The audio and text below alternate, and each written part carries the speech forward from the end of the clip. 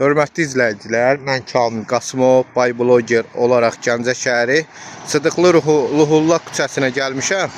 Və belə bir mənzərə ilə şahid olmuşam. Demək olar ki, şəhərdə bir-iki yerdə bax belə bir şeylər olur. Onun da məqsədi nədir bunu eləmək?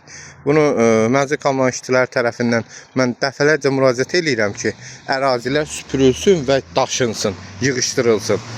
Yəni demək olar ki, bu küçə yığışdırılmır. Yığışdırılsa da mən müraciət edəndən sonra yığışdıran daşınmır. Götürürlər, bax yolunu tapıblar, yığırlar belə yandırırlar. Yandıranda da bax bu yaşıl ağaçlara məhv eləyirlər, ağaçları da yandırırlar, görsün dibində yandırırlar. Bunu yığıb sərgilə əsasında aparsa nə olardı ki?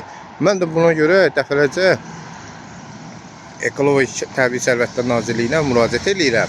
Ekologiya Təbii Sərvətlər Nazirliyinin 10 saylı Gəncə şəhəri bölməsində, idarəsində heç bir tədbir görmürlər. Yəni müraciət edəndə ərazinin ekologiyadan gəlib baxış keçirirlər. Dəfələrcə zibilləri yandırırlar, ərazidə yanmış şeyləri eləyirlər.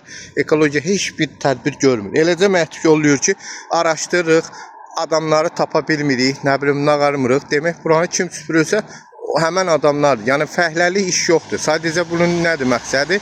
Bunların üstlərində staşı qoyurlar.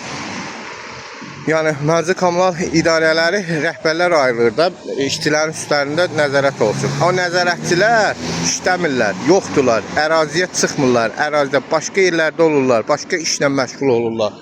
Yəni bir dənə əraziyə nəzarət edən yoxdur da. Bax belə nəzarət eləməyəndə də, yəni yuxarıdan da gəlin göstəriş verilir ki, yəni mənzil kommunalda zibili daşınmayın, yəni yığın getsin. Heç kim görməsin, bax yığın getsin. Görürsünüz, bu ağaca niyə ziyan vurulur? İndi yenə Ekologiya Təbii Sərvətlər Nazirinə müraciət eləyəcəm. Məsələ də eyni vəziyyətdə qalacaq. Araşdıracaqlar, nağaracaqlar, yəni yenə tapılmayacaq. Bunu kim elədi, nədir? Açıq aydın bilinir ki, bu mənzil kommunal işçiləri tərəfindən olunur. Yəni budur. Birbaşa yəni məhv eləmək də ekologiyanı. Budur.